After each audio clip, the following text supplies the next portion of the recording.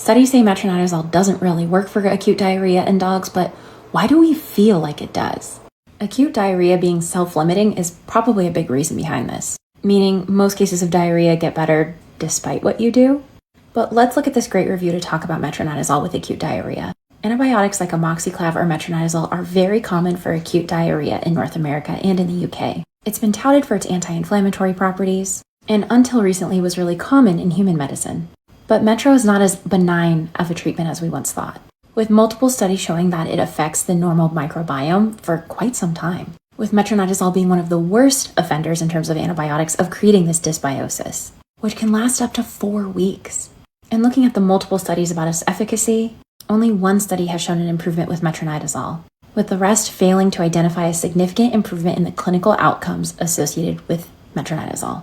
And like most studies in veterinary medicine, we have some limitations. But a lot of people have adopted this chart from human medicine, which is basically a yes-no behind starting something like metronidazole for diarrhea. And there are a lot of different ways to address diarrhea outside of metronidazole.